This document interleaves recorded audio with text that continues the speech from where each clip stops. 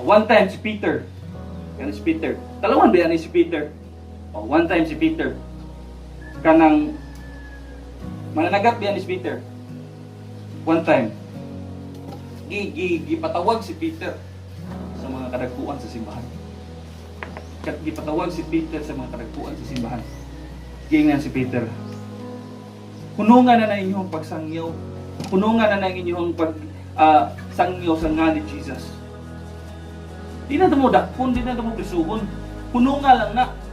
O siya gingon ni Peter. Peter and the other apostles replied, "We must obey God rather than human beings."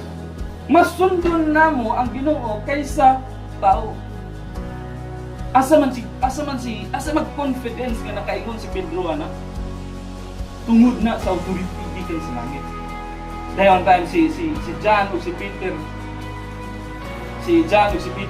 One time si John o si Peter sud sila sa temple. Dito'y usa ka bakul.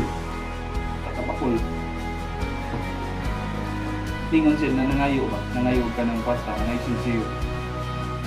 Muto ang ningon si Peter. Kwarta, wala ko.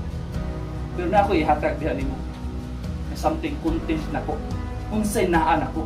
Kwarta wala ko mga butang ngayon nana. Pero naay something na ko.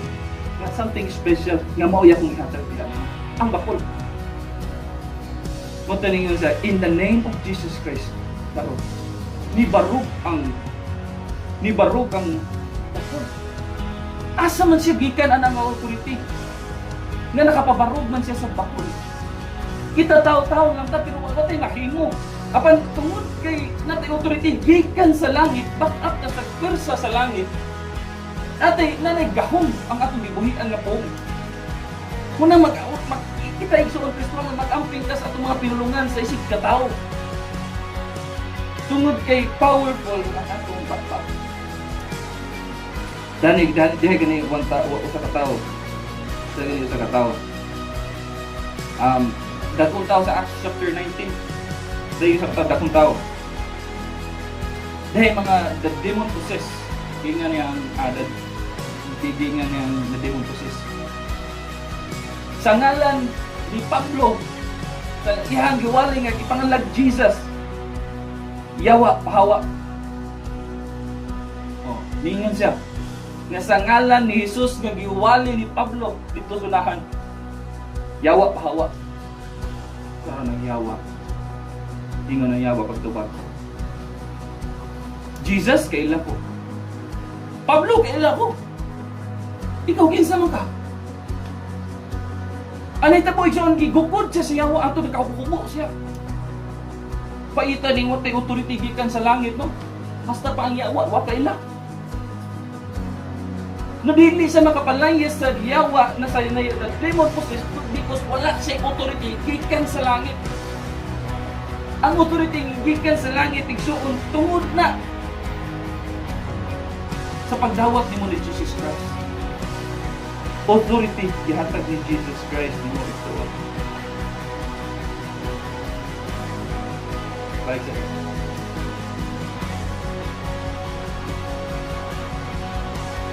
Munag ka ng authority doon nga naan mo. Ibig na, ang baby na. Ano yung word na? Sayon na kayo pagwaan na. Sayon na kayo pag turn over ka ng authority na naan. Ang pag-turn over ka ng authority nga naan mo karon doon is ang pagpakasala mo. Ug nagpakasala ni mo balik, wala na lami. Wala na lami atong pagpangalagad sa Ginoo. Lisod diya kayo ning wala na tay kami. Sabi na okasyon. Kanat ka okasyon niya. Ang kanang nag-invite nimo, mura imong kaila.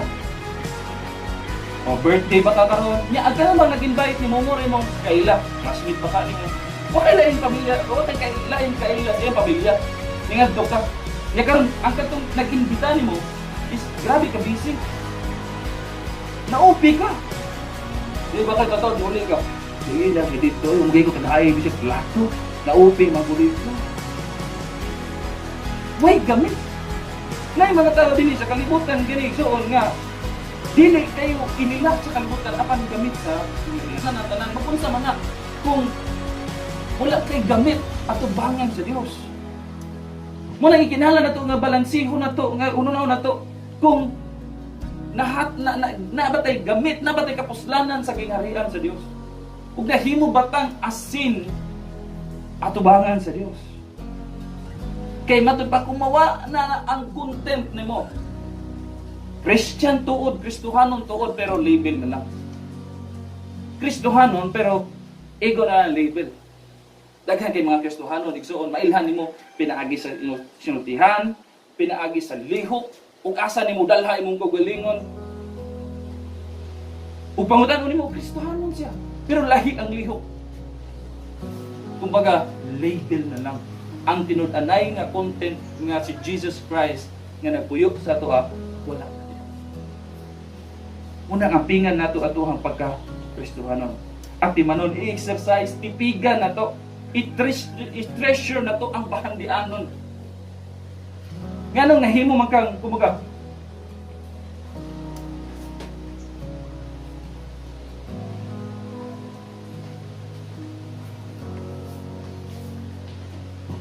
kumbaga igsuon ngano nahimo kang valuable.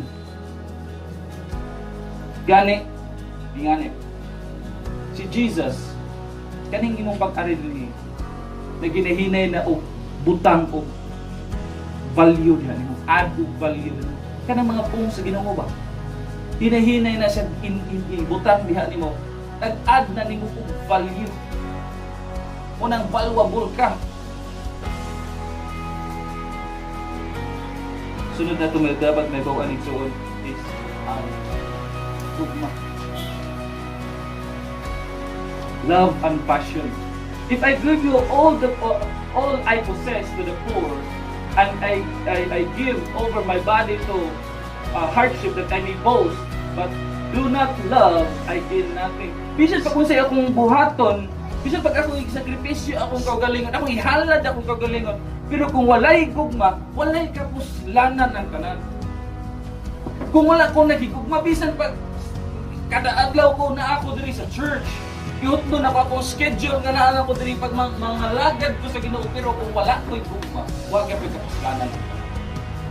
Bisan pag anhi na ko puyo sa simbahan, pero kung wala ko'y gugma sa akong pagpangalagad o wala ko'y gugma sa akong Ginoo, wala ko'y kapuslanan ang tanan. So ningon si Paul, if I give all I possess to the poor and give over my body to hardship that I may boast, but do not love, I gain nothing. Walay kapuslanan. Bunagin ka, pero dili mapasayloon, igsoon, dili makapasaylo sa mga tao nga naka-offend mo. Muna timailhan na walay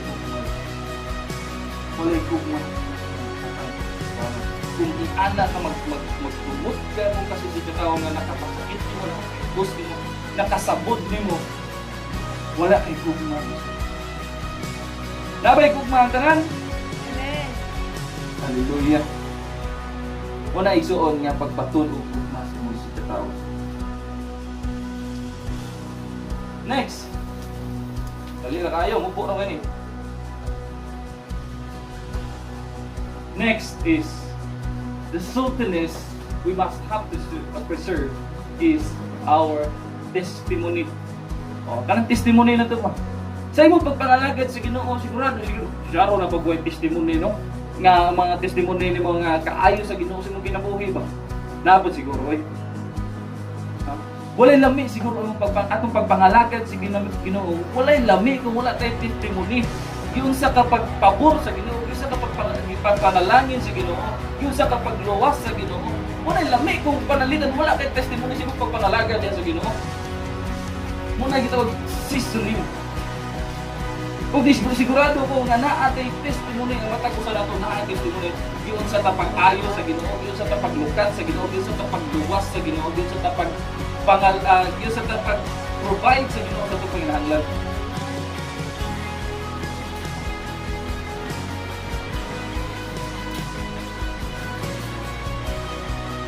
nga sila rin, 1 John chapter 5, verse 10 and 11.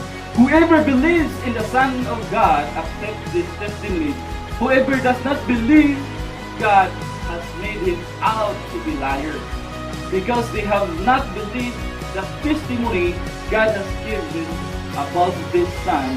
And this is the testimony God has given us, the eternal life.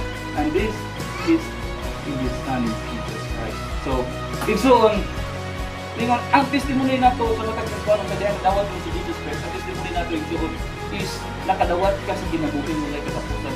But apart pa apart pa sa mga kinabuhi mo like katapusan nga kung nadawat igsoon, naapay kada adlaw nga testimony nga to nga gibuhat sa Ginoo sa atong kinabuhi. Nga diin nakapadasig na to. Importante kayo na to, importante kayo sa itong pagkristuhanon nga natin testimony. Ikaw rin na huwag makalalis, anak. Yung testimony nga, dili normal ba nga may tabo nga kinahanglan dyan o gahon sa Ginoo nga nahitabo. Ang testimony so makapadasig na sa uban.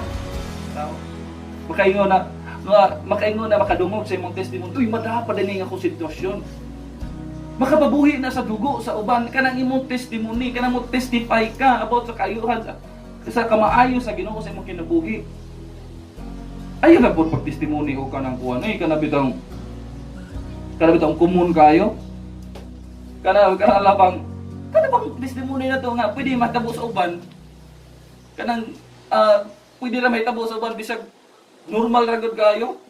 Kana bang ang testimony kana bang gikinahanglan og gahom sa Ginoo nga mahitabo? Kana bang imposible unta nga mahitabo? Para ikaw pero gipaboran ka sa Ginoo. Iyan nga testimony ba? Ay testimony para lang yun maka-testimony ingon ka. Kabuayo sa Ginoo oy. Maayo kay Ginoo. Wa gyud kana among sudan. Testimony ka niya. Ingon lang nga kamaayo ni Lord. Uy, wa gyud kana among sudan. Ang iring dito nagsigilag. Sigilag yung tanaw sa sudan pero wa gyud kana. Daghan na pag-iring diri mo. Ang iring ka, sigurado yung iring na mo diri. Bisag na pa ka sa tubangan, birahan gani. Pero ay mo testimony nga, tumayo sa Ginoo uy. Kanang ang among sudan, wa gyud kana nagbuntag na lang iring kaya naamon dito sa sudan. Ingan na testimony. Ayo sa danaw. Mga tanan, usa may sudan, asin.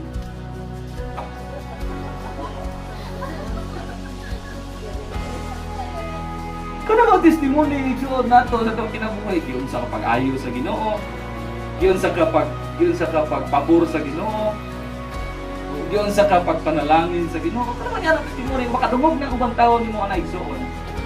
Makadungog na ubang tawo nimo ana. Madasig na. Kanang na mga gilaay na sa pagpangalagyan sa Ginoo nya mo testify ka.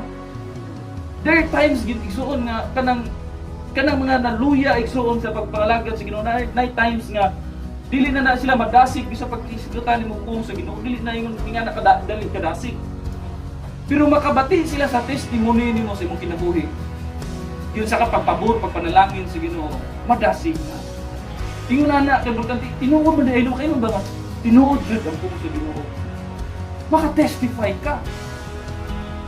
Testimony mo na naghatag og palami sa itong pagpangalagad sa Ginoo. Mugawas ang mga testimony sa itong kinabuhi igsoon sa diha kung naapit pagsulay. Amen.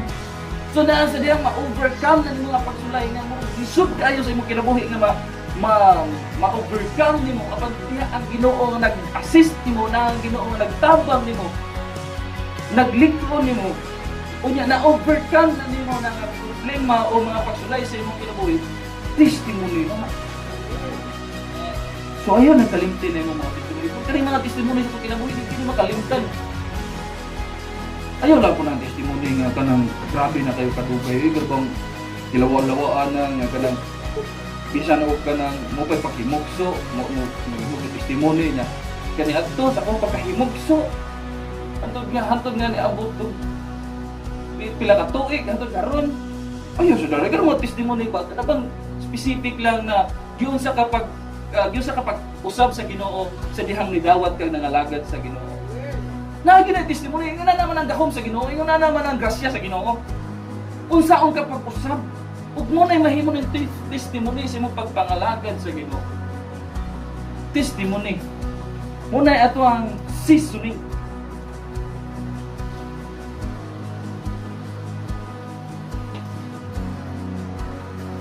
Let your conversation always be full of grace. Season with salt so that you may know how to answer everyone. Kapantay din ko sa kanang mag-istorya ka din. Hindot kayo. Ano man?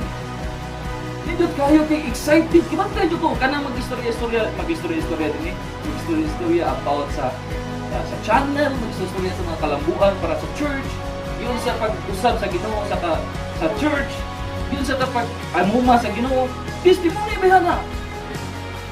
Munang nga na, let your conversation always be full of grace, seasoned with salt. Muna nga atong mga conversation, hindi kayo makapadasig. Tungod na ang kay testimony, no, nag-start tayo, nirab yun. Wala kita ka mic, no? Lisod kayo itong pag-start kaya. At ito karoon ko, pero ang testimony na to sa itong pagpangalaga sa Ginoo, nakita niyo mga itong kasaban. Tungod ana, so makita dyan mo makikita ang tao, na istoryahan mo ang tao, kung makikita ng tao na yung tao makikita na to ron, nga dili sila kaingon nga kanang dili ba kanang mga na Ginoo nga nagsubay ba naguban ba. Pero kung sutian nimo sila, sukad pa sa pagsugod nato. Madasig na. No, grabe kayong power ang tao sa Ginoo nga naara ko ba diha ninyo no. Grabe kay si Lord no. Madasig na, makapadasig ka sa uban. Muna nindot kay itong mga conversation, nindot kay kakaistorya tungod kay nahimo kang asin sa kalibutan. Asin ka. Muna nga nindot kay mga conversation na to tungod kay season with salt, mga testimony na to. Kami sa kong isuon, kami kung kinakita. Mag-istorya na hantod. Pila ka oras, di mo man ang istorya, tungod lang yun. Kinindot kaayo. Mag-istorya ta kung sa kalisod, bitaw mag-istorya na nang kalisod na diha ang kalisdanan nato nga giagian. Pero nag-istorya to tungod nakita nato giunsa sa Ginoo pag panalangin, giunsa sa Ginoo pag change. Mao na nga madasig ta, mo na karon nakapadayon ta sa tong pagpangalagad sa Ginoo. Muna'y duga na ito nga padasig, muna'y fuel na ito, igsoon ang atong testimony sa Ginoo. Sa dihan nga lagad ta. Now, ari ta sa kwan igsoon. There's a story ni Lot. Genesis, kibalo man tanaw si asawa ni Lot nga nahimong mga asin. Asawa ni Lot. Katubang kanang giingnan sila sa Ginoo nga ayo to muglingi ha kanang nigdagan ninyo, padayon din magdagan, ayaw dyan maglingi.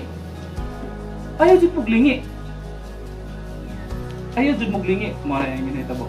As soon as they had brought them out, ito mga angels ba?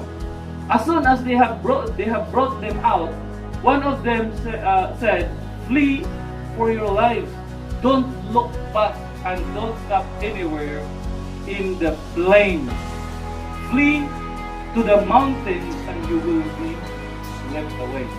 So, kabalo man ta, nilingin man yun. Ingon din rin don't look back and don't stop anywhere in the plain. Flee to the mountains and you will be swept away. Nya karon, kaso naman gumura ni. Kunya karon kay nabalo man ta nga jud nga nilingi man jud ang asawa ni Lot. Nilingi man dyan ang asawa nila. Don't, chapter 26, chapter 19, verse 26. But Lot's wife looked back and she became pillar of salt. Anong pillar of salt? Pwede siya mahimong bato, pwede mahimong tuod, pwede mahimong yuta, pwede mahimong abo. Pero tingnan din yung pillar of salt. Nag-reminder na siya na ito, gusto nga nung igsoon. Nga ang katong Sodom ang Gomorrah nga nagpakadautan na kung maayo dito. Ikaw si Lot ug tawag iyang pamilya mo untay nahimong asin dito sa Sodom ug Gomorrah. Nga dili na sila makapadayon pagpakasala. Nga dili na sila laglagon kado. Reminder na nga kita Kristohan ng Igsoon. Kita nga mga Kristohan, kita ang mahimong mag-asin sa atong panimalay. Sa ato ang komunidad, sa ato ang lungsod, sa atong trabahoan, kita ang asin. Nga kung dili ta mahimong asin sa ilang mga kinabuhi ito, basing mahimo tutang pillar also. Gani Igsoon, ningon na-instruct jud ang angel, ayaw ug tan-aw at itong pagpangalagad diha sa Ginoo. Ningon diha ng angel, ayaw tan-aw, don't look back. Dagan lang. Diretso. Pero ang asawa ni Lot, dilingi gyud siya. Maybe nahinayangan siya sa mga kabtangan niya. Nalaglag. Nahurot og kasunog. Siguro nilingi ang asawa ni Lot tungod sa mga syagit sa katawhan, tungod sa suffering, tungod sa punishment gikan sa Ginoo.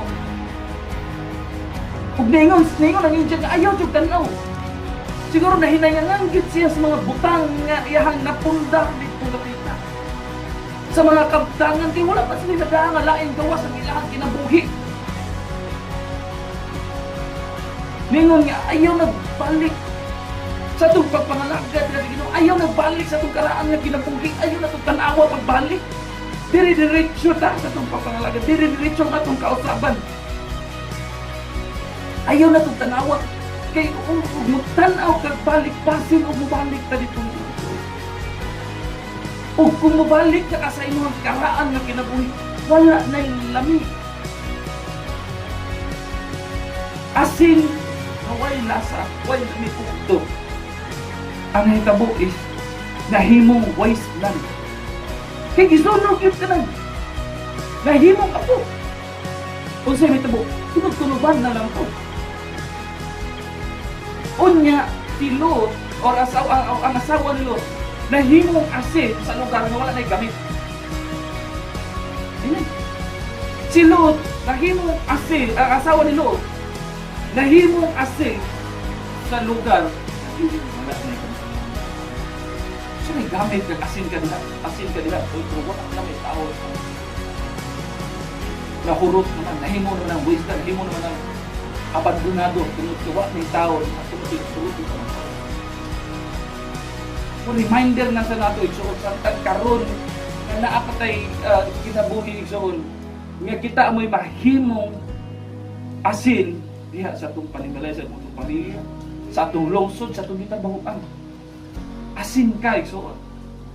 Ug nabantayan man ito nga kung naasin sa atong panimalay karon, always contain. Di ba ang asin? Nibutang din na sa container nimo, dili mo pwede ibutang na nimo nga nakalapag lang diha, pwede na mabasa. So naagi na sa sudlanan ang asin. Tapos sa itong panimalay, siya pag-asa ka mga ito itong silinganan, gisod gyud na og sudlanan. Gisod gyud na og sudlanan. Ang asin nga gisod sa sudlanan, wala pa na siya gamit. Ang Kristohanon nga naa sa iyang comfort zone, wala na gamit. Ang Kristohanon nga naa lang siya, always siyang sudlanan, wala na gamit. Kado sa ba magamit ang asin sa dihang, magamit ang lasas asin sa dihang, mukuha ka o asin sa imong garapon sa imong sudlanan, unya imuhang ibutang sa pagkaon. Dito pa mulasa. Ug nabantayan nimo nga nigbutang sa pagkaon, ang pagkaon dili na nimo ibutang sa usa ka corner ang asin. Ini mo nang ibalibot. Imo nang ikalat sa imong giluto nga sudan. Ang asin. Unya pagkuman na dili pa jud ukayon pa na nimo para mulasa. Muna sa atong kinabuhi pagpangalaga sa Ginoo, ukayon ta. O kayo ng atong pamilya para mas mahimudang lasado ang pagpangalaga sa Ginoo. Ikaw ang mahimong asin sa iyong pamilya. Ayaw isugot nga ma-contain ka. Ang yawa igsoon gusto na i-contain ka, gusto na nga dili ka mo gawas imong comfort zone, gusto na nga naka sa container pirmi. Ang imong pagka-Kristohanon ba si Jesus Christ dili makita sa ubang tao nga Kristohanon ka ba? Ipagawas na. Be a salt sa imong pamilya, sa imong trabahoan. Be a salt ug asa ka mahimutang. Happy Sunday everyone. Thank you for watching. Please don't forget to subscribe and hit the notification bell para and ang ating topic karon is about how to preserve our saltiness. So we are the salt of the earth. Kita dapat lamig dito sa kalibutan. You are the salt of the earth. Kamubuti so ang lamig sa pagpangagagad sa ito. Nakapadayon mo ng classic din sa inyo ng support and prayers. Thank you so much because tuhod ninyo nagpadayon din mga uploads. Happy Sunday everyone again and God bless us.